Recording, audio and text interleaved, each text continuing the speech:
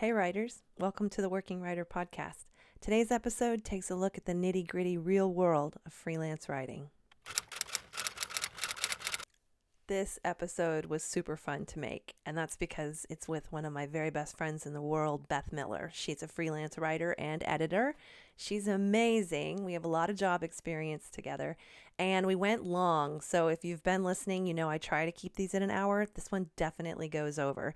So to compensate, I'm going to cut a lot of the front matter out. I'm not going to do the inspiration moment. I'm going to do the giveaway super quick, and we're just going to get into it because Beth and I cover all kinds of topics, and I didn't want to cut any of them because I loved them and I love her. So I can't wait to share her. Here we go. In one part of the interview, we geek out over our favorite writing craft books, and I realized I hadn't given away a copy yet of Save the Cat. So that's the giveaway for this episode. After our interview, I'll tell you who won. Okay, first of all, do you cuss on here? Yeah, I have. I said I was going to bleep them out, but it's too much work to edit like that. So, but do you care? Like, because you know how I am. I don't care. I mean, we haven't been talking like sailors, but a few words have slipped in. It's okay. It's okay. I mean, this thing's obscene. I really want the gamer one that is a headset with the little microphone to the side. And you look like Tony Robbins. That's kind of poetic because he was like my first big job. Like the first. I have one of those, and it just reminds me of working at the drive-thru at Wendy's. Oh gosh, yeah, like all the Twitch guys were like their little things, but the sound's really good on them, and I like to be able to hear. Like I can. Oh yeah, do you not have? You're not plugged into it? I can, but then I have to wear them through the interview, and most of my interview guests haven't had them on, so I just do Zoom. I try to match our sound as much as I can. Gotcha. Yeah. Well, you're doing a good job. Thanks. I'm like, let's see, I think I have 5 more interviews left to go. Did you highlight your hair? Huh? Did you highlight your hair? No, that is my wisdom streaks, lady.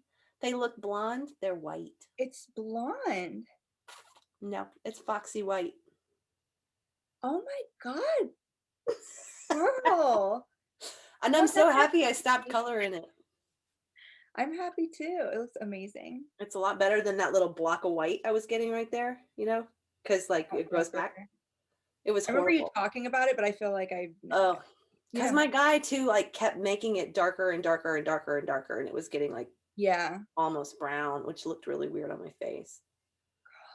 It's hard to be a girl. It's hard to be a girl. Yeah, the first episode talked about eyebrow grooming, so I know, and like dyeing eyelash, or no, was it dyeing eyebrows or eyelashes? She dyed her eyelashes. Yeah, I'm like, I was that would be my luck, and they'd like get red and inflamed, and then I would have really obvious. I have fake ones on. I look nice. But otherwise, I like can't. It's like I need something. I guess, but I see you on natural. Whatever makes you feel good. It's good. You stunned me the other day. You were talking about you have 3 big gigs going right now. Do you want to talk about never-ending projects? I do want to talk about never-ending projects because those are complicated. Number 1, they're hard to get. An ongoing gig is hard to get. Number 2, it isn't always a good thing because now you're lawfully wedded to a client for the rest of your life. And number 3, what's it like as it evolves, as it, it does change a month to month, like, because, and this is on me as the freelancer, because you have to, like, you have to take the reins with like having your contract, having clear communication between the client and the expectations and everything, and like what you're gonna deliver. And that was my bad, but it's like it's like a special circumstance where we're like swapping services. Okay. So that's kind of tricky. So like another small business owner, and then hiring me, and then I was not like clear with the contract. So it has been evolving. Okay. And that's hard for me because I like things to be like written out very clear Yeah, like before you start, what the Yes. terms are. Is it Nothing. hard to value when you're like trading services? Is it hard to like, are they equitable? Oh, it's so hard to. Yeah. And I've looked, you can like scour the internet or like any freelance books, and there's not like an answer. Like it really just depends. It depends so much on like not just pricing for your, like it comes in, your self-esteem comes into play big time. Yeah. And like if you're a people pleaser, that puts like a layer in there where it's like you want to make the person happy, but you also have to make a living. Yeah. Yeah, it's hard when there's not like clear-cut guidelines. Like, well, because you have to make them up, right? Like that's the freelancers. Yeah, and then like burden. what we kind of talked about, where I was like agonizing over this project that's coming up, and they wanted me to, state my price, and I did, and then they accept, and I thought I was like highballing, or at least, I thought like they were going to come back and be like no, and like do that whole back and forth thing, and they just were like perfect, amazing. That's the one that I thought you went too low on, right? Right, yeah. Yeah. Well, No, but I thought the opposite. And I only thought that because it's a corporate client, if I'm remembering the right project. So like they're used to paying top dollar. Exactly. And it's so hard because like when you have the client like phone call and to feel out the project, and when like in this case it's pretty vague. I'm working with a person I haven't worked with before, haven't met before because COVID. So, it's like over the phone, and then like it's just like there's a lot of gray areas with freelance, as you know. But I'm trying to see it now as like a silver lining. Is this the same project? It's like moldable. You came up with this brilliant solution for I didn't come up with the retainer. Like, yeah, I like freelancers doing retainers. Very rarely. Yeah, I was agonizing because qualifying how much my time is worth hourly. I mean, you know how much it depends on like whether I'm writing an email or social media, or I'm interviewing for a story. Yeah, those interviews plus the transcription that you have to do, and describing, so much. And research, if there's any research into the subject matter, and you've been doing like heavy medical topics. Yeah, lots of research. So like all of that. So I did look at what some other freelancers have done in like quantifying their price, and yeah, they said come up with like a monthly retainer is what it's called. Okay. And I had not thought of that before, but it makes so much sense because you can revisit it.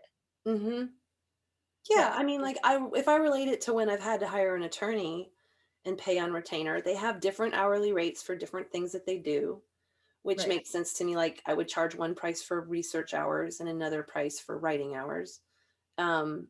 And the time it can, sometimes you're up in that, you're paying into that retainer regularly, and then sometimes you go a long time not, because of the way the time flow goes. But the itemization for it was real straightforward and simple. You just track the hours, what it's for, here's how much is left. Exactly. And it's just kind of above board. Yeah, that's a good way of putting it. And then like if it like it's because it's adjustable, so after a couple months to be able to look back once, because in this case, that's the other thing, is a lot of freelance clients, when I first come on board, they have this idea, but it's not fleshed out all the way, which I like the brainstorming and helping create it. I actually like that. So these are business people who have a need, and they've heard that you're a writer, and now you have to help them kind of give it a shape before you can even start writing. Yes. So they might give me, it just depends. It's like one client might give me just incredible details and expectations, and like, this is what our examples of our headlines.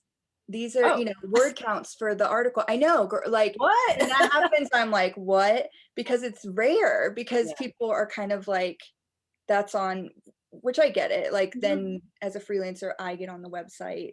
Yeah. And not then a lot of business people know how to write the right headline. That's not totally. usually your wheelhouse, or they wouldn't be hiring you. They don't have a style guide, I guess. Oh yeah.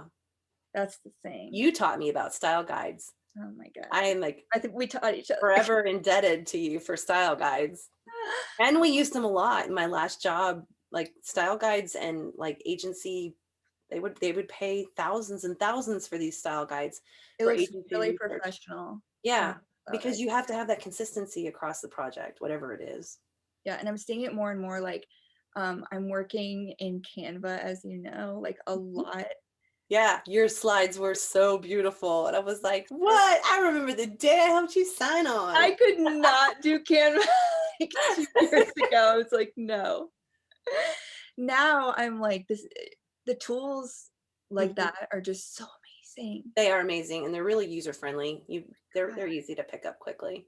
Yeah, I mean, I'm obsessed with it now. Mm-hmm. It still takes me a long time, but I know what I'm doing, and like being able to have like the margins and the like, all the little details. Yeah, the details make it look really professional and set it apart, Yes.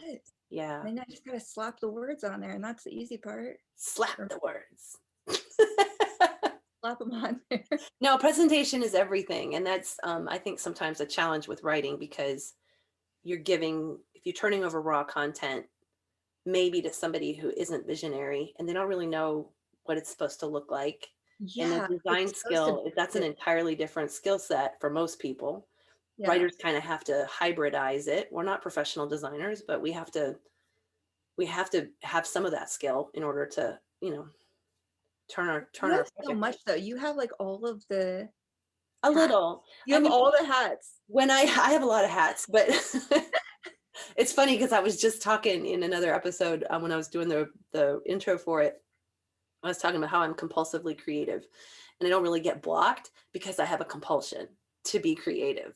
Compulsive people don't get blocked. They plow, so I'm doing all the things. But when I worked at this last job, we had professional visual designers, and it was humbling, and it was also really healthy perspective for me to see. I do an okay job with, like, I can do my own projects. I can tread water, creatively. Right.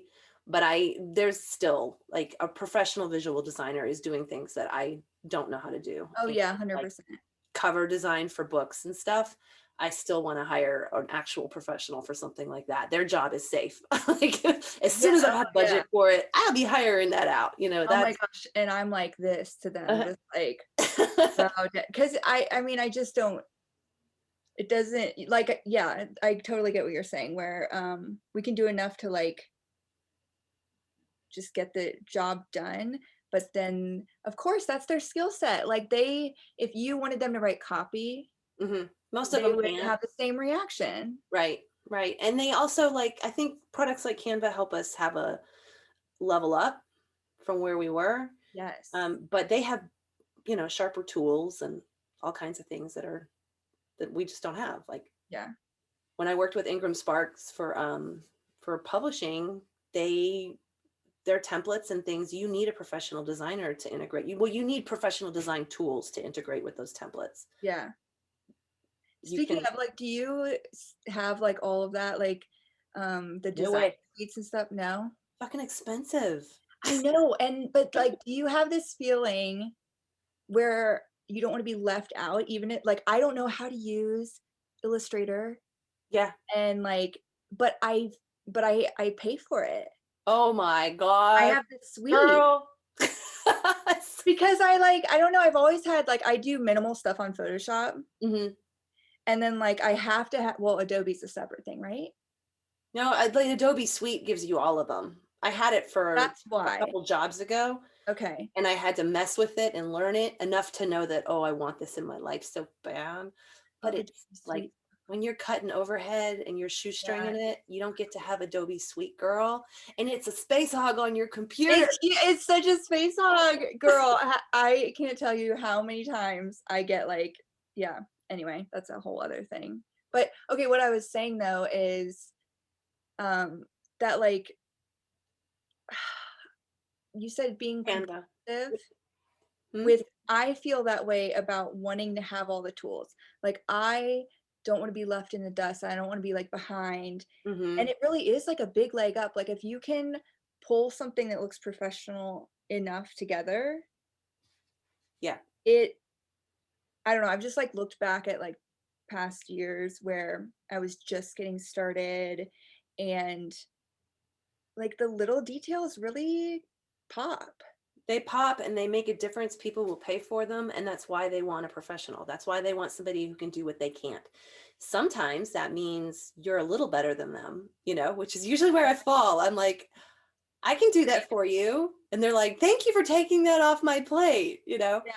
But there's always going to be someone better. Like, I don't know. I want to do a whole episode on imposter syndrome, because I think creatives struggle with it big time.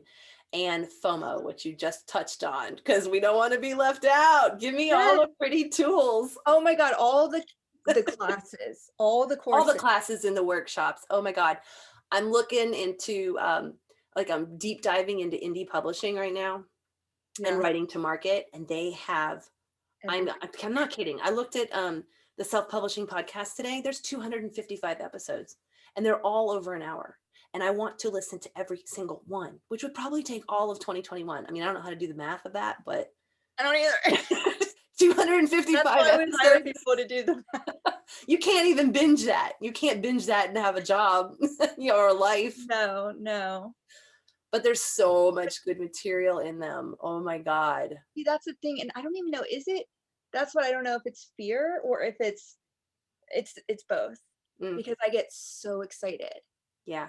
Like, there's this new adrenaline trail to follow. This shining girl. We like our shiny new project. I blame Crayola, because they used to come out with the new big boxes of crayons when we were kids, with the sharpeners in them and all the extra colors, and like you can just imagine the smell of those crayons, and like I'm getting goosebumps thinking about it. They still do, and they have the new color that comes out. And they finally got their act together with the skin color crayons. It used to be sitting here. Flesh, and Flesh was like peach Caucasian. Yeah, now you have a range, like, because hello. Like, it's amazing. They got their ish together. Yeah. No, I mean, we're just talking about the adult version of Crayolas.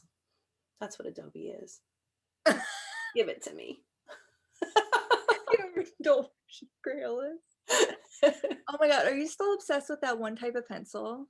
Black Wings. I am still. When did that even? I want to know when that started. Okay.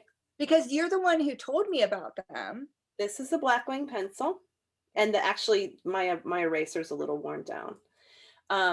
Black Wings are famous. William Faulkner, Ernest Hemingway.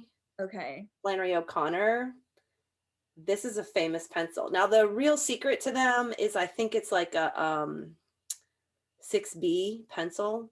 It's just softer lead, so you don't have to press as hard. Yeah. And it makes a really nice, dark, beautiful line. How do you feel about the eraser? And it's really, well, I'll tell you about the eraser in a second. But right now, the lead, the graphite, I'm going to wax poetic because I love this pencil so much. Okay, so it feels so good in your hand because it's like weighted on the end because the eraser's a little heavy.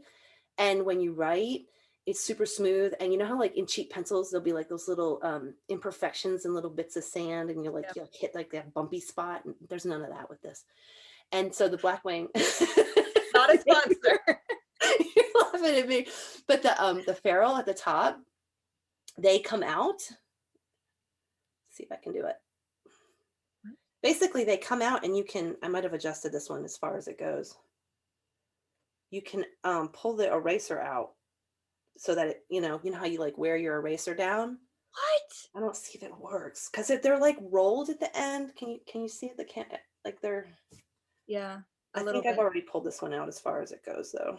I didn't know that. That is Yeah, that's why they're shaped like that, because the eraser goes all the way down, and then you pop this out and you can pull the eraser up, and you'll have more eraser, which it extends, like it lasts the lifetime of the pencil. So then I wear it. I'm in a Facebook group about pencils, and of course you are. I listen to a podcast about pencils. It's called the Erasable Podcast. I'm writing that down. And they it's so funny, it's so good, and it's geeky. It's very geeky about writing. They have these little nubs, and everybody wears their pencils down because like they ain't cheap. They come in these beautiful boxes. There's so many colors they come in. This is a Palomino. There's like I love you geeking out over. I am so yeah. You asked about Blackwing. No, I love it. I'm so glad I know that about the erasers, because I was just going to say that's the rub with them for me. I didn't know that, because I'm like, there's not enough eraser for this pencil. Never. A standard pencil does not have enough eraser. The proportion's all off. It's like when you're eating, you know, like, and you have too much of like, you're crunchy and you're soft, and I have to have just enough bites of everything so that the ratio... Look at me like that. I'm like really wanting to be like, yeah, I totally know, but like you don't. You're probably one of those eat one thing at a time people. Are you? No, actually, but continue. I have to have, okay, so I eat like bites that I have to have, the ratio has to work out basically. Okay. I can't have like all of one thing left on my plate and then have to eat that one thing for like 6 bites. So the ratio pencil to lead to eraser is very important, but also the weight of it, because when you hold it, I like that counterbalances back there and it feels writerly. And I swear to God, I feel like I'm channeling the greats. Yeah. Like, you know how I feel about Willa Cather anyway, but pen girl. Yeah. No, I totally know what you mean. And please wax poetic about pencils. I'm a penaholic. Pens, I want to, and I feel like if I go into the world of pens, I'm never coming out. You're not? So I have never gone there. You're on the other side of the pen door? I am like locked out of the pen kingdom, because if I go into the pen kingdom, you will never see me again.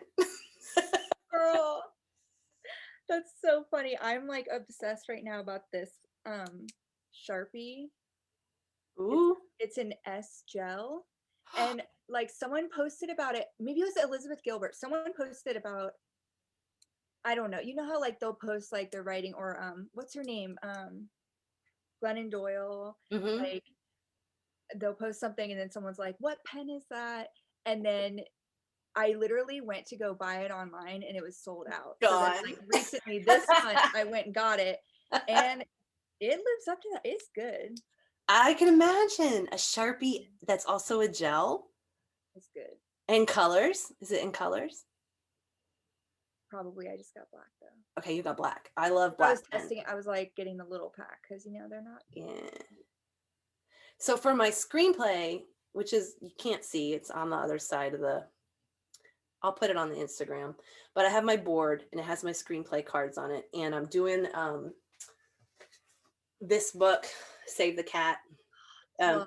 It's so good. I have Save the Cat writes a novel too. I haven't read it yet. I don't know if I have it. Okay, what's the difference? Or like, well, Save the Cat is pure screenplay. Okay. And then Save the Cat writes a novel. It just translates it to novel format. I guess, because I haven't finished reading it yet. Save the Cat does like the different genres, and it talks about like. This is all structure, how to structure a screenplay and what necessary elements have to be there. Okay. So anyway, I was working on my movie, and one of the things that he recommends, besides your giant bulletin board and your certain kind of index cards, oh, you would love these index cards. I love it. Oh my God. So they're this big. You see how they're like a big whole hand size? I love that. But they're the heavy cardstock. Are there no lines on them? There's no lines. I know. I found them on Amazon. I was like, what? I have to have them. Because they're like hefty. They're not like that flimsy paper crap that you make flashcards out of to study. And then you can like the pen on the other side of them, and you're like. Exactly. I don't want to see through the paper. This is like heavy cardstock. Awesome. And it wasn't expensive. So then he also says, get these, you have to have these gel pens. So I got this love big those. pack. Oh my God. There's like, I don't know, 50 colors. Together. They have all the colors. All the colors, which you have to have. It turns out, I did not know this, but I'm very happy to know this. You have to have lots of colors when you're laying out a movie, because everything has its own color. Every character, every interior, exterior, emotional swing, location, everything has its own color. Okay, but you can look at it at a glance and see where people are showing up and, you know, all that. So do you use their like color guide? Sort of. I kind of went off range a little bit with that.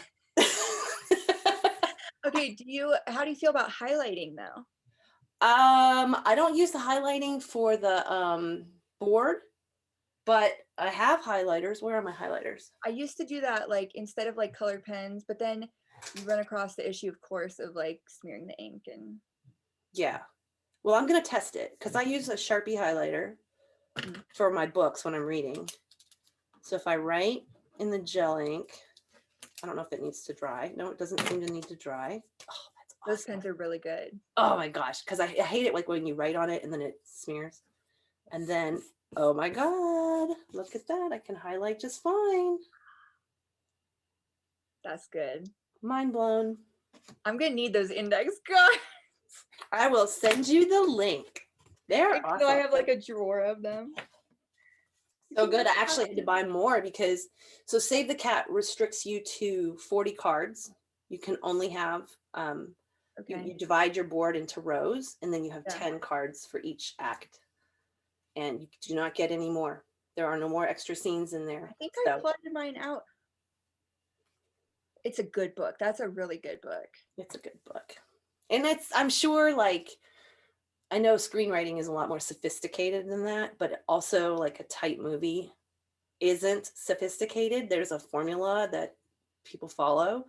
So it's been good to get my head around it. And yeah, and like once you pick up on it, isn't it so exciting to like watch that and be like, it is. Oh God, like this is the, inciting incident and like all of yes. that. Like, I annoy Zach so much because I'll be like, here's the low point. Like, this is happening. It's the Dark Night of the Soul. He's like, shut up. Yeah. No, I love that book. I'm sitting next to, I have this bookshelf with all of my, they're in categories. Right. Sort of. You have like a library system. So is it psychology that's behind you? It's not a library. Actually, it's a little messy right now. It's a little messy. Okay, whatever. Normally it's like, anyway. No, actually, I have a whole bookshelf that's on the other side of this screen that's psychology.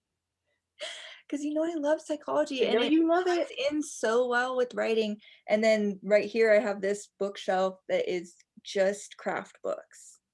Like craft, not writing craft or craft? No, like writing craft. Writing craft. Oh, geek with me. Grab a few. I could talk all day, so we got time. Girl, I geek out so much about craft books. Get me your all-time 2 favorites. I know it's like picking. That's really hard. Okay, what are my 2 favorites? Oh, Natalie Goldberg is really good. Writing down the bones. Well, okay, I have to say that. So, like, when I went to college, I first heard about this because I went for, my major was journalism and then my minor in English. And then I have a creative writing certificate. But like in my journalism classes, they would always talk about Bird by Bird. Or not always. When did this come out? I don't know, but you're gonna laugh so hard. What? What's on my desk? This, of course, the same one. Because she has a chapter on perfectionism, and I just did the intro for episode 2 with the copywriters, and the companion guide book that goes with that episode is on perfectionism and writer's block. So I had the very same book on my desk that. I right need now. 1994. Wow. Okay. Anyway, this and Natalie Goldberg, and then okay. I always feel kind of weird saying the Stephen King book. Oh my God, on writing. So good. Let's see if we have the same. So good. Where is mine? I listened to his audio version. I bought it so I could hold it in my hand but I have listened to it on audio more times than I can count. Oh, you have a different version than me. I don't know. I just bought it because I was like, mine, I have an audio, but I need to have it on the shelf. I'll send you a picture. It's got like flowers on the front. It's so good though, isn't it? So good. I love that the first half is like memoir and the second half is craft. Yes. Love it. It's so good. So I guess those are my favorite, but also, what is his name? It's like irking me that they're not. Oh, here's on writing. Ray Bradbury. Uh-huh. His writing. A writing book. He has so many. I've not. Okay, this thing. I have not read his fiction. I've only read his craft books. Well, that's funny. What my Stephen King one looks like. Oh yeah. That's. I guess it only has my audiobook looks like that. Yeah. So Ray Bradbury right here is probably my favorite one that he did. This is very dated looking. Zen in the Art of Writing. I'm sure you've heard. I haven't. I'm gonna get it. You would love it. I mean, he's just so damn adorable. And he loves writing so much. Anyway. I will be getting it. I will be adding it to the shelf. I have so many books. I mean, I have grammar books. Well, this takes up half my bookshelf. Chicago Manual of Style. And I'm very glad you have that. So let's talk about why you have that. I mean, not the specific situation. We are going there. No, that will be in I was like, do you want to talk about the vault? That's going in the vault. But in general, you have to buy it for a job. If you are publishing in any capacity, have questions, you can Google, but you know how like when you Google like different styles and then like you have to pay for it. Like that's the thing. You either have to do like an online subscription or whatever. You get like some answers. I'm being really bad at rambling. No, I need you to ramble. This has all the answers. And I need it. I look back, like I look at it way more than I thought that I would. I reference it all the time. Wow. Even it's bigger than a Bible. It's enormous. It's bigger than a dictionary. It's so huge. Wow. That's Chicago. And I'm sure there's an 18th edition now. I don't have the AP style one because, and these are expensive. AP style, they change it every year. So I always feel weird like purchasing it.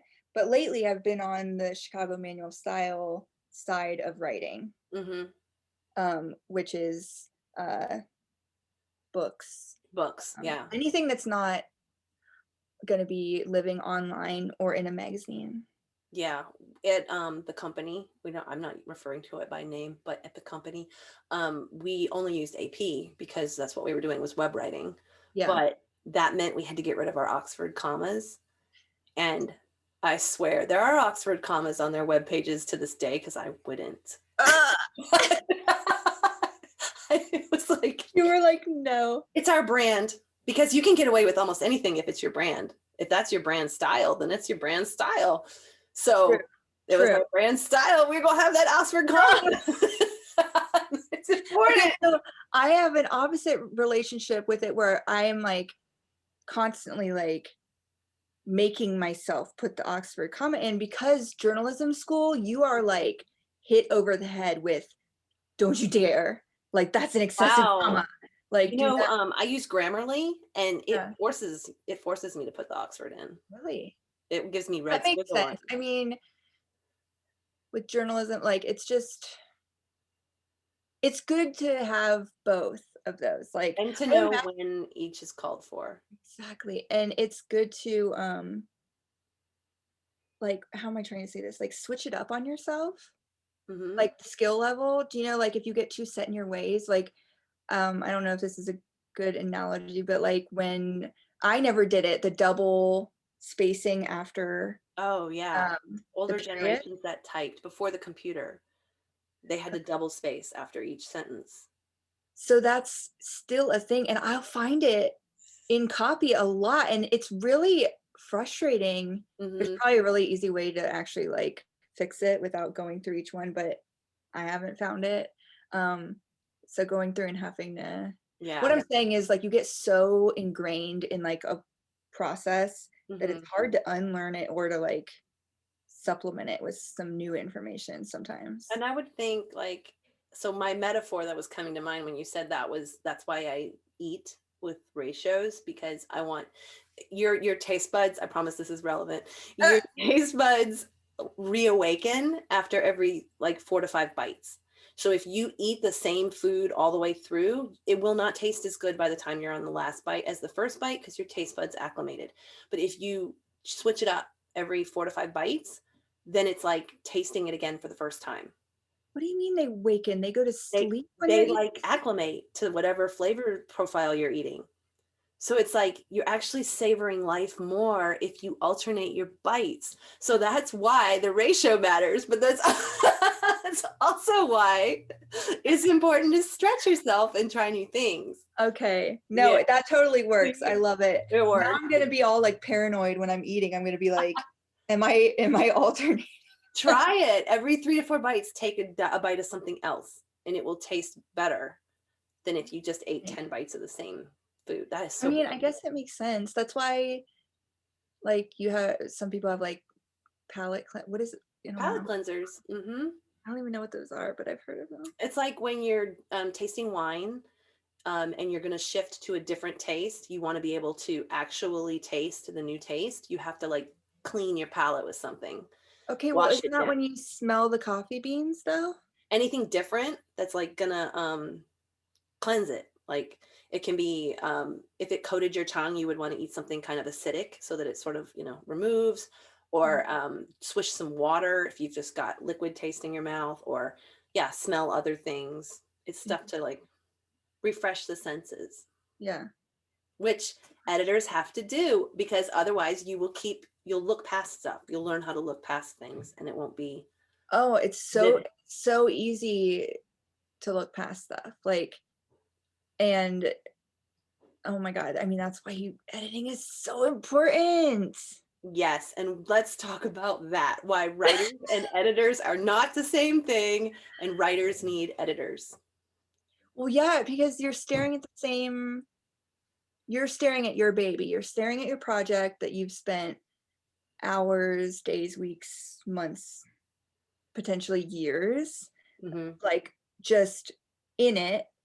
And so, but proofreading is so, should I like kind of talk about different? Like proofreading, because they're so like people they interchange them, and like they're so different, because proofreading is so detailed. It's the tiny little grammar typos, whether you're using an M dash or an N dash, straight quotes or curly quotes.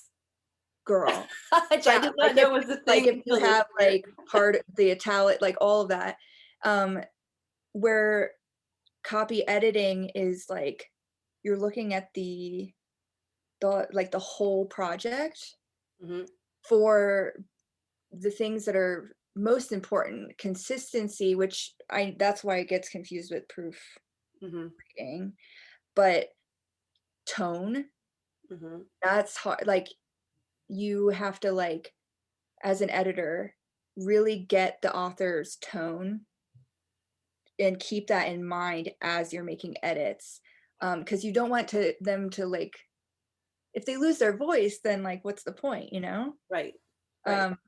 So keeping that essence, but also like making sure it's accurate, that it's clear, like the clarity aspect, because to the writer it can seem so obvious, but there could be like a big chunk missing that they just overlooked because they're like, God, what's like I want to say like a metaphor of like they're too close to it. They're in the weeds. Yeah, they can't look back and see the whole design maybe. And so having someone come in and look at that, I mean, it's why like writers are supposed to step away from their draft for however long and then look at it with like clear eyes. It's like the palate cleanser thing, but like put it in the drawer for a week and don't look at it. Yeah So it's gonna also different. Like, you're gonna have a different viewpoint. Also like developmental editing and how that's different. Like that's outline stage, right? That's like before you even get to, you wouldn't want a I can't even say it right, developmental editor late in the game. And you wouldn't want to hire a copy editor early in the game. Copy editor early, proofreading comes last. Mm-hmm. So first you would want copy editing. Are you okay, so like developmental and then line editing sometimes are paired together, but tell me how they're okay, so like it's so confusing. Well, developmental, I hear people throw the terms around a lot. Most recently I heard somebody clarify that a developmental edit is for just making sure the major themes and elements in your story are in the right place in the right time, but it's very high level. Yes. The interesting thing is usually that is involved in the copy editing. Okay, so it's like as I've both seen of those things at the same time. Yeah, where it's Okay. like, but that's the thing, where the because everyone kind of edits in their, not edits in their what am I trying to say? It differs. So like just being, that's why communication is so key Mm-hmm. with the client, and like maintaining expectations, knowing what those expectations are off the bat, because it is confusing, and you don't want to get to a point where you think that you're copy editing and they think you're copy editing, line editing, proofreading. Okay, yeah, so the expectations don't match, and then they're you're doing horrified at your feedback because like what? They didn't realize. Yeah, and that's the other thing too, is like it really depends on the author and like where they are at in the process, like if they, and how open they are to edits. Mm-hmm. And that's just like part of it, is like being like, are you open to this suggestion? It's never like you have to cut chapter 2. Okay. Like, that's not what I do. And Mm-hmm. I think that's more of development. That's more of like if you're in, like if you're a publisher, Mm-hmm. and you're like, that's like a whole other level. I don't know how to explain it. Yeah. No, it makes sense. Like, yeah, I want to say technical or like mechanical editing, but like that's not what it, I don't know. It's like almost editing to genre. Yeah. I mean, the only thing I can relate it to, my biggest draft is my memoir, which, started out as autobiographical novel. Yeah. And it had chapters in there that were written from other people's point of view, which was a strength in that it brought a broader experience level into that setting. But the consistent feedback was that the draft didn't need that. The story doesn't need it. It was taking people in different directions. So at that level, that was like a developmental, they weren't looking at sentence structure. You were one of the readers too. You weren't looking at sentence structure at that point. You were just saying, I got lost here, or I didn't know why I was totally. And that's like where the, like what I'm looking for is like, is the tone consistent? Is it like the clarity, the consistency? Is it effective? Like, what are they trying? What feelings am I feeling? What do I think the writer is wanting me to feel? And does it match up? Like sometimes, especially with something where it's your memoir, like it's so close to you. It's so personal and it's so emotional, and only you have those, like it's so much bigger for you. So then that's a very like that's where you have to be very gentle, right? And well, not gentle, but just like mindful, be like very kind and considerate, because it's like, how do you edit someone's life? That makes a lot of sense, because it's vulnerable. It's super vulnerable to, like, a lot of things are happening. Like you're opening up something for the first time to external readers. So like that, just that level of like, what are they going to think, from the beginning. And then also wanting to make good use of the time and the resource and the expense of it. So like wanting to take that advice and be open to constructive feedback. Not all editors are gentle or nice about it. So that can be rough.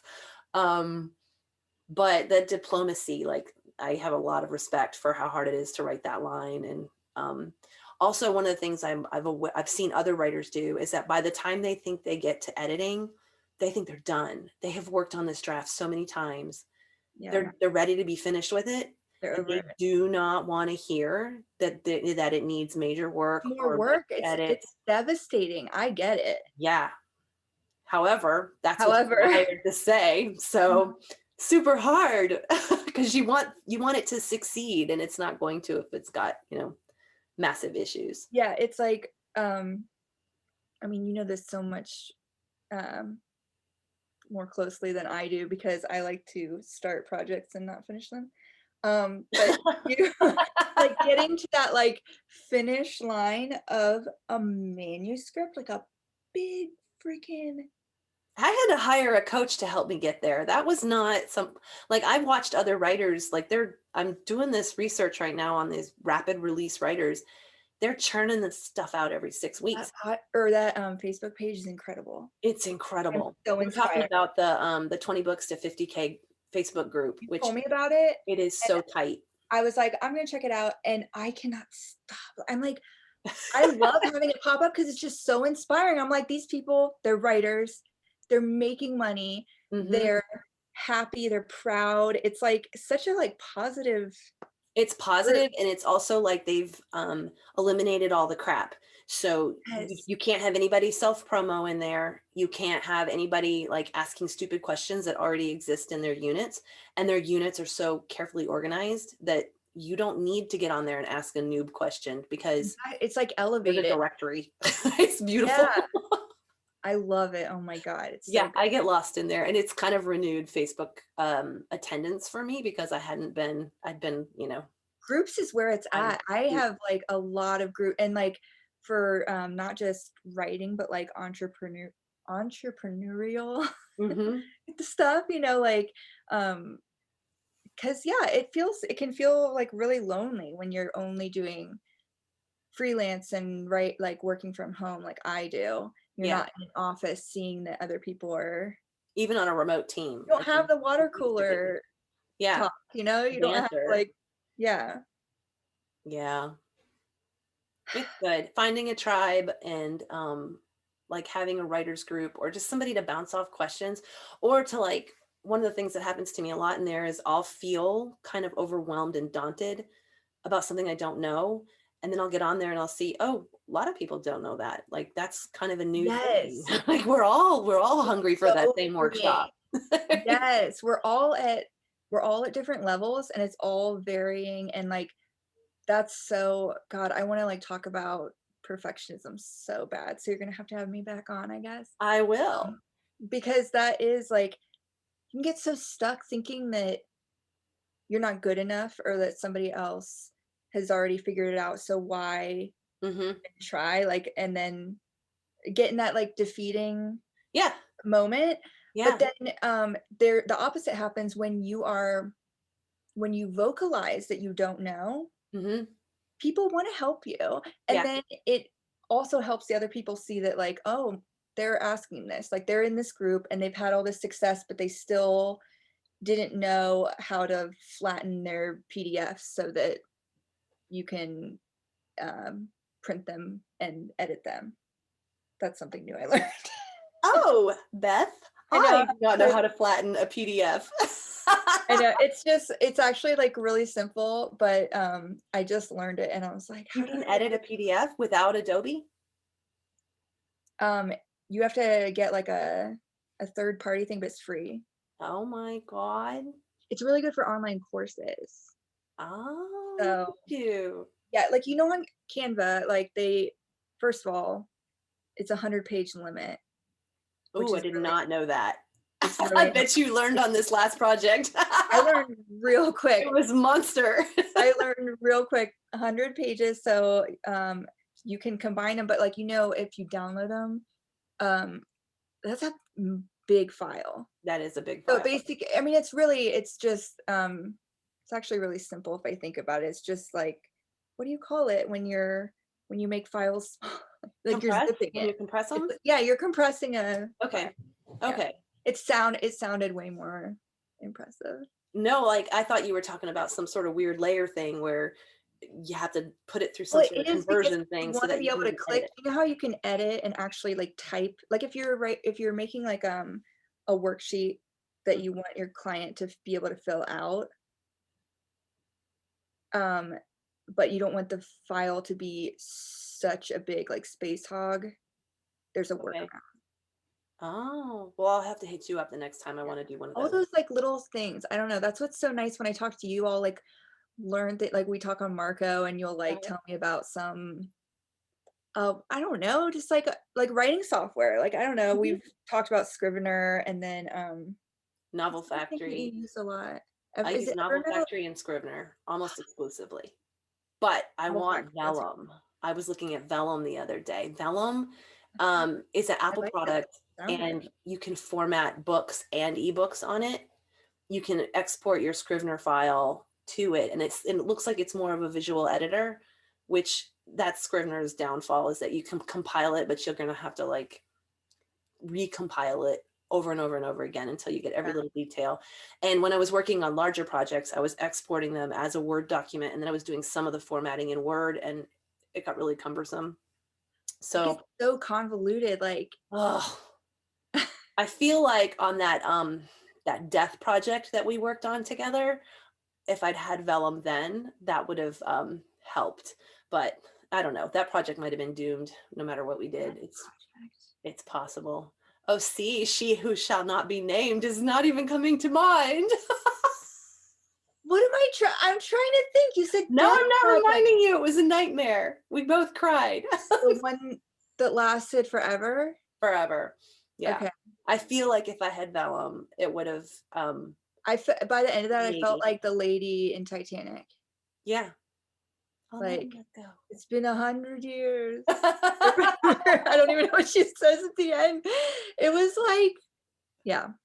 Okay, so I have to look up Vellum because I've never heard of it. It's beautiful.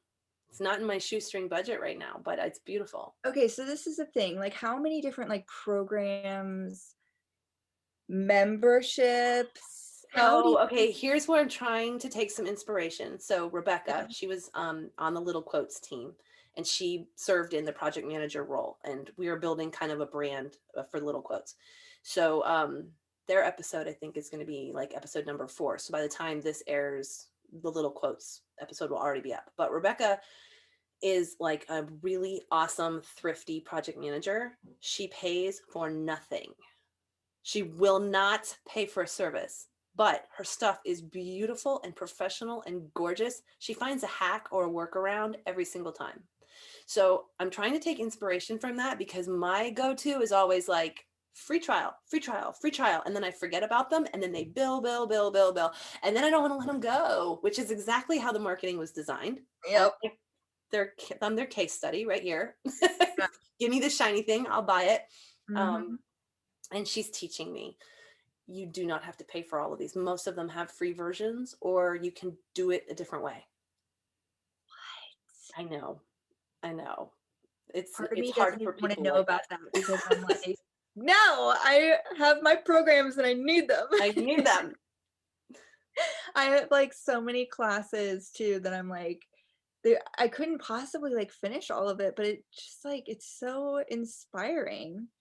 Yeah. And most of them have finely tuned sales pitches, and they know their audience, and we are their target audience, girlfriend. So are you at your standing desk? I am at my standing desk. Okay, I was gonna say, because I was like, I'm moving and dancing. I don't think you can do it in a chair. I can't do it in a chair. You're like bend down. YouTube people will see me walking and moving, but yeah, no, I was sitting 14, 15 hours a day, and I was starting to get really talked about the flat butt. Cramped. Well, my butt was the shape of the chair. Like, no kidding. I had like creases, like, you know how you have like it had like right angles in it. Right angles. I was having that old lady square butt. And like every time I stood up, I was like having back. to press on things, and I was getting creaky, and of course my posture was wretched, and my neck was really bad, and it just was getting worse. And I was like, this not huh? So fancy with your standing desk. Oh, I know. Well, so I didn't get a fancy one. They have some really fancy ones. I have a friend who has a treadmill underneath hers. So she walks on a treadmill while she's standing desking, which I probably couldn't do because I'll fall off because I'm badly dancing with mine most of the time. I wouldn't be able to write. And I was worried about that because I was like, how am I going to write standing up? But I actually do better because I think moving a lot of energy through, because I usually have headphones on and music, it helps me. Some of my frenetic hyper, I get it through, and I laser focus when I'm writing, so it doesn't matter if I'm standing. Heck yeah. That's why, have you like talked about all the projects that have you actually gone and like totaled up how much you've written in the past year? No, and wait till you see what 2021 is gonna have. Oh my God. Because I'm writing under multiple names now. Yeah. So wait, multiple names? Yeah. What's one that I don't know about? I can't say on here. Girl, I just scratched a bug bite and I look down and my arm is bleeding. Grab a tissue. Like, look. Oh. Like I looked down and I was like, what is happening? I'm so sorry. No worries. No, like it defeats the purpose of a pen name if you say it. So like that. No, don't say it, but I'm gonna you can mark on me later because I know the one, but I guess I don't know the other one. It's turned out to be a good decision because they're different brands and they're different writers and they create different top content, and I churn content. That's going to be something I always do. You churn. It needs to direct. I know. I need some channeling, which is not a surprise. We've known this about me. I need a little, I need to hone my focus a lot of it, but creating the content is not my downfall. I can do that and I can write fast. And so, yeah. Yeah, that's the thing is like when you're focused in on something, like crap. And I'm like, wait, you just wrote that today? Yeah. 10,000 word days happen. They don't happen day after day after day. They did that 1 week.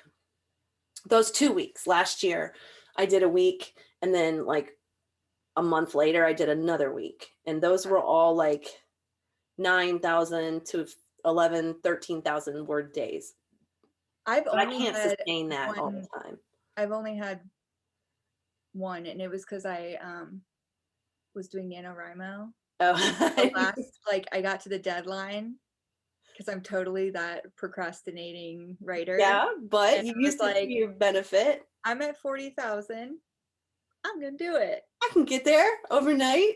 So that's the thing is like, it's interesting. Like that's another reason why it's so hard to price things as a writer in general, because it varies depending on what you're writing. Like if I'm writing fiction, I don't know, like we talked about before, like when if I have to research a topic and put like a client, like if you're working with sales and marketing, having to put that spin on it, it doesn't come as easily. Yeah, no, that's totally true. And Hemingway said the only writing is rewriting, and you'll spend twice as much time, if not 3 times as much time, rewriting and editing something as you will banging the first draft out. So that kind of time has to be built in and allowed for. How many drafts do you usually do? I don't think I know that yet, because my Burqa book has, it's 14 drafts. It's 9 beta drafts. But that's also because it changed the sizing. It's because the direction changed, and there were so many edits, like that I was getting ahead of myself with some of the editing, and then it changed from fiction to memoir. So then it had to have more, and it's not done, because it's not published yet. So if it goes traditional publishing, there will be changes, and if it goes self-publishing, I will still have another probably pass through it. So yeah. What do screenplays have to have like as many drafts? Like how does that work? I don't think so. They're capped. They're supposed to be between 120 pages, and that's just tighter. The Barker book's 124,000 words. Well, it started out that, and now it's like at 111. But a screenplay is not going to have that kind of word count. So I would think that it doesn't have that many. Right. Yeah. But I also have all the simultaneous projects going too. So I don't. Girl, you're the queen. That's what I'm saying about the hats. Like you have a movie going, a book going. You're constantly always have articles coming out. Yeah. Last week I did 2 ebooks, and they had well, one of them had three drafts, and the other one had been a reworked short story that got a new ending. So I think we could call that one probably 3 drafts for that one too, because I had previously published that one.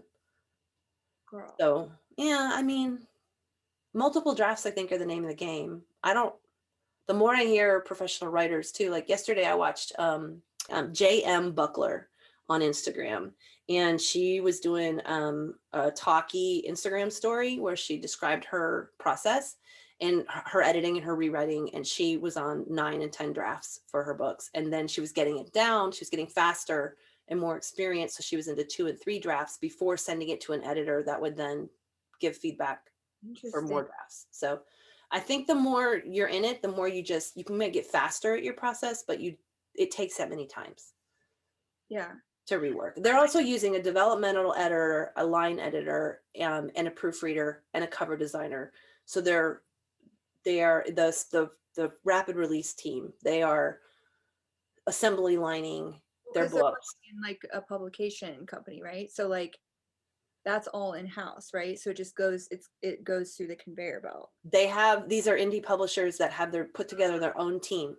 So they have somebody a go-to resource. They write that book, they send it to a dev editor, they start the next book, dev editor puts their draft back, they do a pass, they send it to an editor, they work on the next book, and they're just churning them.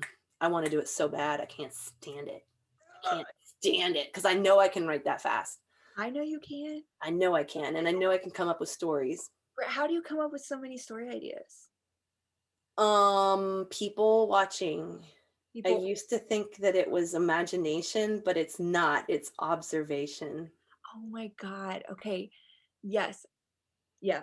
People think, but that's so hard now. So like now when we're not going places as much, like where do you get your ideas? Like, I mean, I guess there's like, you can technically, I get mine even just from like a lot from movies, TV, books. Yeah. Sometimes I'll take a character and I'll think about a setting or what if this happened to them. And so I just had a publication notice on Monday about a short story. It's a horror fantasy story that I wrote, which is off genre for me. Whoa. But I wanted to enter a horror contest. It's not bloody horror. Before you get too excited, Miss Horror. It's not that kind of horror. It's more of a paranormal, because it's about a time traveler's mother whose child goes missing. And so the story is that she has to cope with, and short stories are about one event. Like you can do a little before and after, but they're about that one event. So this story, it's called After Images, and her daughter goes missing, and it's the process of how she copes with that. And then you get the backstory of what's going on here, what the scenario is. So it didn't place in the contest that I entered it in, but they accepted it for publication. So it's going to be in the January issue. And you're amazing. Where was I going with this? Oh, I mean, I just was thinking, like, I just imagined a time traveler, and I was like, what their family relationships would be like. And motherhood's like a go-to for me. So I was like, well, what would it be like if your kid was a time traveler? And so that's where the story came from. Love it. It's that kind of a thing, but it's because I know motherhood well, and that's a universal, like, mom's feel, you know. But also, like, I don't even know how to find out. Like, I don't look for like contests. Like, what's your process with that? Do you get contests? Sign up for like newsletters, like to remind you of like upcoming? Like, how do you get the deadlines? Like, it's kind of both now, because I've done them for so many years that once you get on people's mailing lists, you get the reminders. Sometimes those writing contests are just money generators, And like, there's one that I have submitted to probably 6 times, and I'm going to stop because they only pick MFA candidates. They open it to every writer, but they only award prizes to people in their MFA program, or like in their, not their school. It's like in that, that academic, like there's that MFA class of writer, and they're insular, and this contest. I don't like that. That's like, you have to be in the club to do I it. so hate it. And some of them are really awesome writers and I love them, but I also know, like, you're doing that MFA thing. You're doing that MFA New York thing. I struggled with that a lot, where I really wanted to, like, because I want to have all their credentials and be legit. And I'm like, okay, well, if I do this MFA program, but like, God, they're so expensive. They're so expensive. So time consuming. Life points, man. I don't want to spend my life talking about writing and only like learning about writing. I want to spend it writing. This is why that's the thing. It's a very touchy subject because it's changed. For some people, it's life changing. It's what they need, perfect, and they can do it. But and I'm sure also it introduces them to people. Like, it is who you know. So it puts you in another class. Yes. But I also feel like it's so important for writers to know that that's not necessary. Yeah. And well, is it though? It's necessary if that's what the goal is that you want. If you want to hang out with that kind of a writer and have that kind of world, there's a door and there's a path for that. And you would have to follow it and play by the rules in order to have that life. And it probably looks different than it did 10 years ago, 20 years ago, 50 years ago. But like, what would you say to like a writer who wants to have credentials under their belt, or maybe and they need to go get credentials, is what I would say, because credentials are important to but them. If you don't want like an MFA program or something like that, because really, like, I guess what I'm asking is because you have these finished products, you have the words to back you up, like, really, like, what do you always say? Like, you're like, just sit your butt down and write it. Like, put your ass in the chair and write. I think that's that from somewhere, though. Yeah. That's what you say, because I will get so stuck on something, and it is like procrastination fueled by imposter syndrome, or X, Y, and Z. And then you're so good, like, when I come to you with that and I'm like, I don't really know what to do next, and you're like, sit down and write. The answer is always sit down and write. Just do it. But I have imposter syndrome bad. I don't have credentials, and I'm always thinking, like, I want my craft, like, it's never good enough. I want my craft to improve, and I want to be sharp. And I think I would have thrived in a program like that. It's more of a practical choice. Like, I have life points. I get to use them a certain way. I could make that my drive. Absolutely, I could. I'm sure it'd be rewarding, and I'd meet wonderful people along the way. Yeah. But my real goal, to spend my life writing and to tell great stories, I don't need that in order to achieve that goal. So it would be a distraction. Good point. Yeah. So I'm going to do this thing. Now I'm learning the same thing with publishing, because, I've been hell-bent on traditional publishing. Yeah. But tell me about that. Yeah. My goal might be better met with indie publishing, which is so accessible. Because now I'm 6 years into the project and I don't want to spend another 5 years. And if you do traditional publishing, by the time you get through the acceptance process, 2 years has passed, and then they have to produce the damn thing. And then you still have to promote it yourself anyway. So why not? I got to cut to the chase because I'm getting not younger, In the so past few years, like, I've been shocked by that process, like seeing the back end of it a tiny bit. I mean, and that's scary. Like, we don't even know. But like, when you were like finished with your book, that's the thing where it's like fireworks, confetti bomb, like, you're done, and like which is huge, and it should totally be finishing the first draft is big, huge. But then to shop it around and not get responses, or if they ghost you, they don't even respond, they don't even send a form email, an automated form email. that says we're behind because COVID. Like, how hard is that? Don't give me that bullshit. You can't send out an automated form that says you're responding to queries on time or not. Like, oh, exactly. Yeah, that's like a huge red flag, or I would think it is, because that considerate, like like the guts it takes to reach out to someone. Yeah. And that's why I love my rejections. I save them because they confirmed. Yes, right. It landed with a human, and the human being said, "Hey, fellow human, thank you for thinking of me and respecting the job I do. I can't take your project." And then I check them off and I move on to the next one. Exactly. But it's proof that you are reaching out and you're doing the work. Mm-hmm. Yeah. And you're putting that like elbow grease into it. That's not the fun part. Like, that's not the it's not the fun part. Not the fun part. No. It's like, I don't know. I guess I thought, like, when I was in school, I thought publishing was just going to be so much simpler. I don't know. Like, I threw up the first time I sent an agent letter. I hate that of like taken aback by how vulnerable that was. Like, and I'm not somebody that gets shy like that. I just do it. I'll just say it and do it. There's like this weird hierarchy and like power. They're the gatekeepers to the dream. Just looking over here and DIY MFA. Now, I did have a coach say that to me. She said, "You have done so much craft research. You have a master's." That's what I'm saying. Like, done it.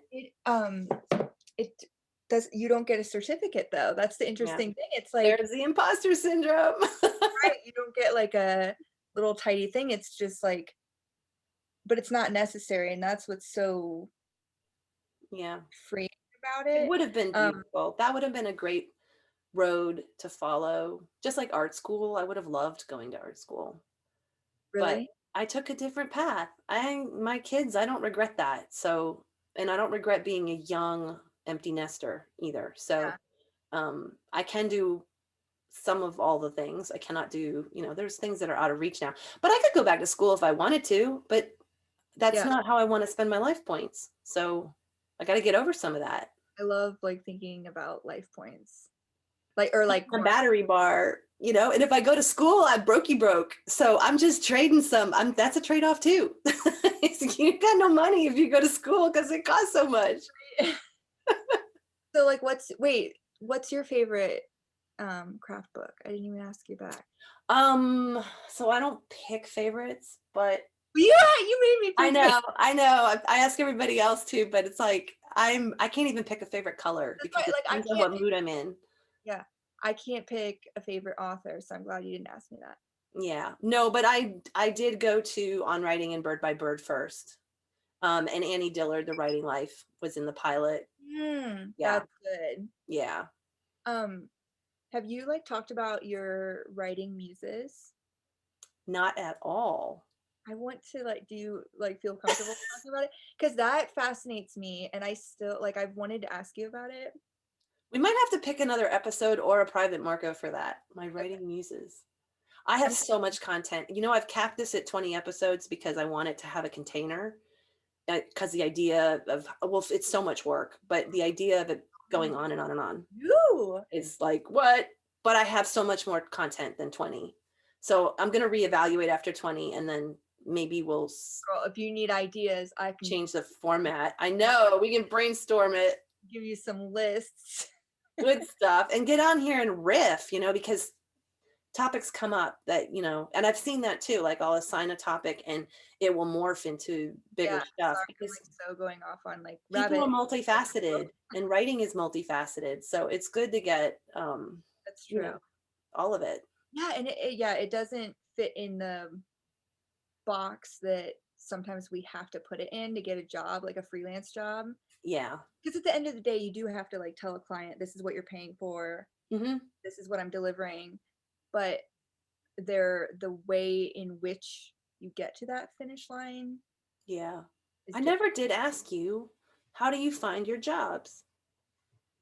Oh my God, so much of it is word of mouth, like referrals, like so much of it is that.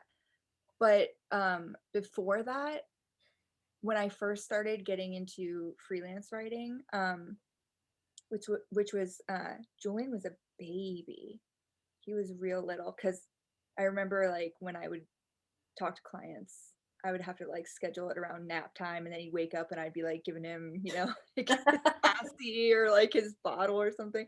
But I joined like a ton of newsletters, like a ton of like groups. I just reached out, and then I got some nibbles off of there, learned some good things. Girl, for a hot minute I was on Fiverr. Oh yeah, for a hot minute I think everybody was on Fiverr. That is Yes, I was on Odesk, which was a little better because like you can set. What's the difference? So Odesk is I don't think it's called that anymore, but it was an outsourcing platform by the job, but you would fall into ranges, and so you could set your hourly range, and they would verify like you do speak English, that kind of thing. Right. I thought it was helpful, but that was like 10 years ago. I think it's been bought out by something. But Fiverr, talk about a baseball bat to the knees, because it's so awful. Ugh.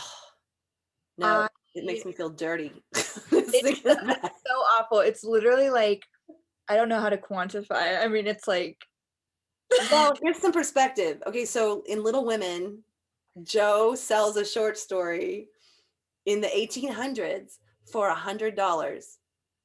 And in 2020, you got people trying to buy services of a writer for a $5.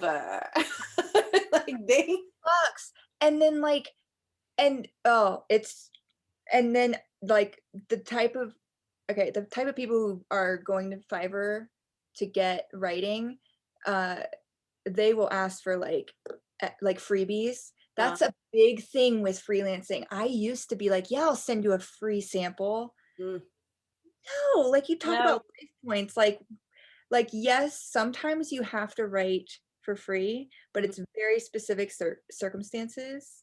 Yeah. And you don't want to be doing that because it's valuable. I call that the first rule of a working writer. You don't work for free.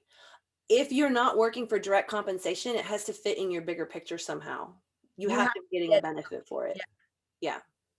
So like when people are just like not valuing you, God, Fiverr totally. I was like, why am I even doing this? Like I remember getting excited because they can like tip you if you do a good job. And I was like, okay, I got paid $5 and then this person tipped me $30. And then I'm like, but the job was worth $80. I need to graduate from this. Like, but yeah, there's a lot, like that's the thing is content mills are, how did I even get, you asked me where I got like my, the thing is I got valuable stuff from all of that though.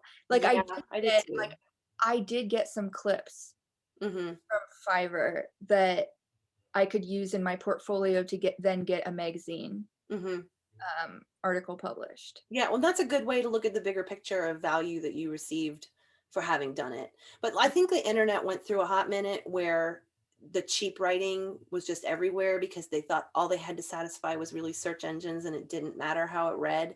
Yeah. And now there's been a correction back to hella, it better sound intelligent and it better be targeted and it better be, like read by a human and it better be in your native language, like those things are important.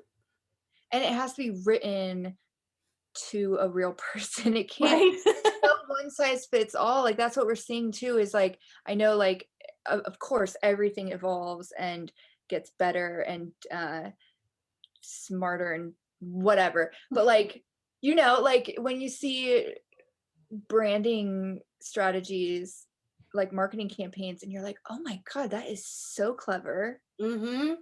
Yes, so, makes me take all my money. Take my money, you brilliant artists, you. I use that, and I'm sure you do with your writing, where it's like you're reverse engineering. Oh yeah. You're like, why did this hook me so much? Mm-hmm. Why am I so into this? Like, I want to buy all their products. Right. And then I'm like, well, because of their like tone, because of all of it, like they're delivering, they're making me feel a certain way, like they have their ICA in mind. Yes, and it matters. It matters. Like if you've seen MailChimp's stuff, their marketing stuff, like their help, like their help articles. Oh Even. my God. Yeah, like, and like and I don't feel stupid. No, like when you see like and that's the thing, is they're giving so much. Mm-hmm. You don't have to sign up for anything. Yeah. And like they're still giving that like value, and I'm seeing that. See, now that sounds like it's for free, but it's not, It's not, because it's taken the softer thing. If somebody's like fine print says it's okay, you don't have to sign up for anything, I'm like, here's my email, dun dun dun, thank you for showing me respect. Let me buy something from you. Yeah. And what do you even call it? Like when there's like bonuses and stuff, like Mm-hmm. It's just okay. It's like how we are, you and I. We, if you don't mind the little tangent, Mm-hmm. our gift giving. We're a little extra with that. We are extra with like just how do I even say it? Like I want to say like ambiance or something, like just the presentation matters, especially when you work for a fun brand that's selling fun. You better give them a fun experience from the start. The second they see it in their mailbox, it better wow them. And we're like, girl, we see it all over now. Like that's the thing, is like if you put in a little bit to your customer, you're gonna get so much back because they trust you. They freaking take them little selves over to Instagram, take pictures, and send you free advertising. You created a fan. Instagram is so freaking powerful. It is right now. I'm holding my breath because they're fucking with the algorithm and making it salesy. They're making it a selling machine. Oh, they are. Dangerous. You bought anything off of Instagram? No, I refuse. I am there for human interaction. I have my feeds curated with people, and I don't, if they have a store, I'll go to their website if I want to see a store. I don't want to buy things off Instagram. I want to connect with people and engage with brands. I'm fine with that.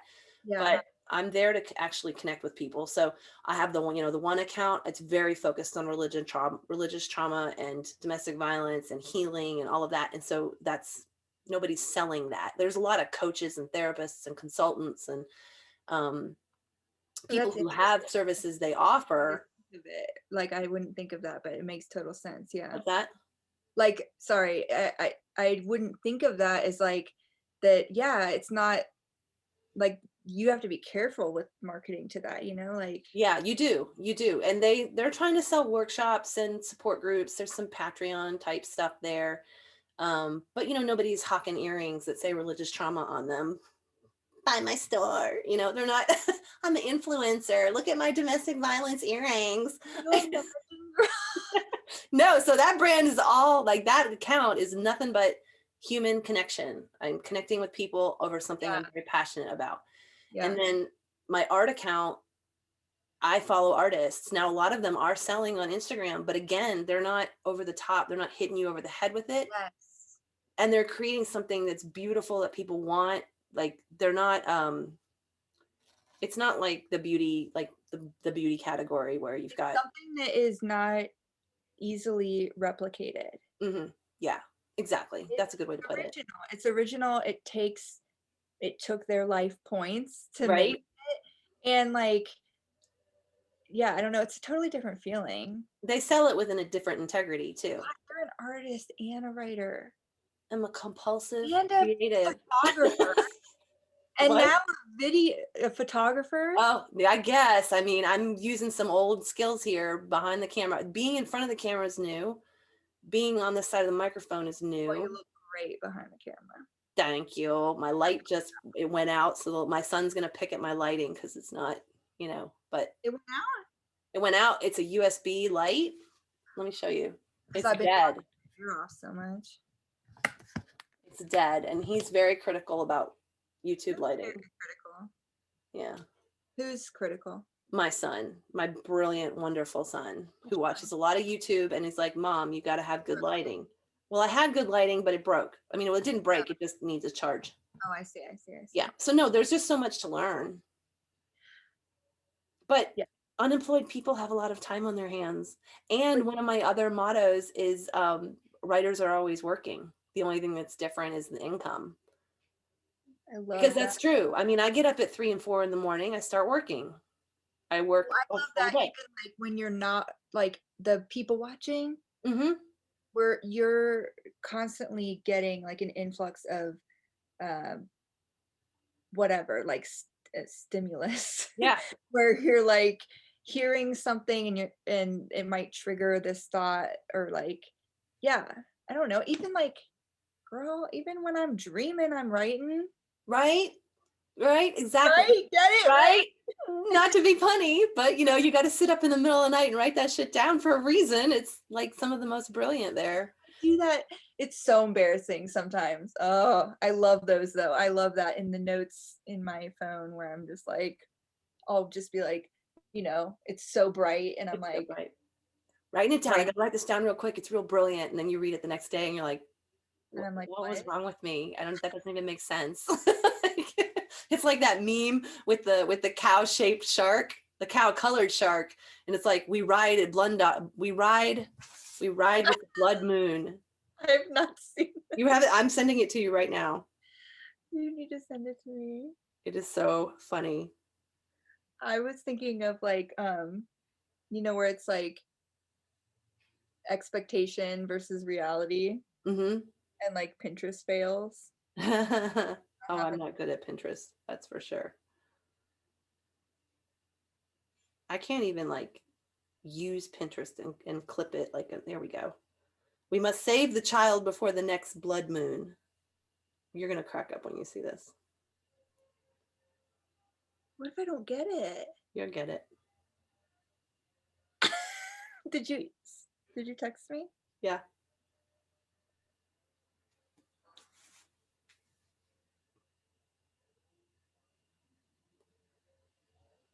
No.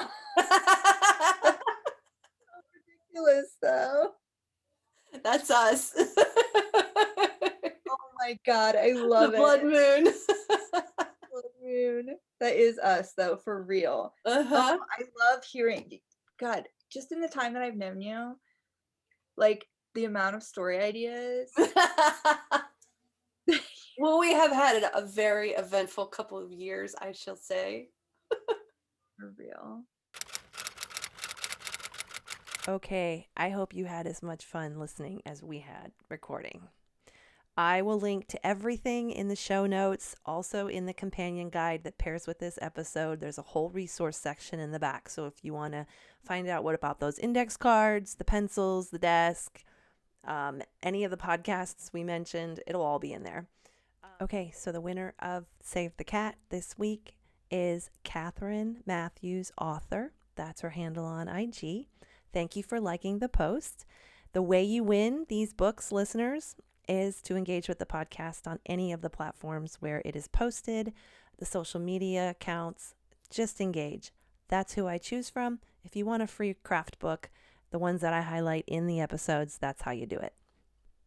All right, I feel like I should include a programming note real quick. I just took a full-time contract. It's going to change how I do some things with my days and my schedules, and my publishing schedule right now of having these episodes every 2 weeks may be a little bit threatened in the short run.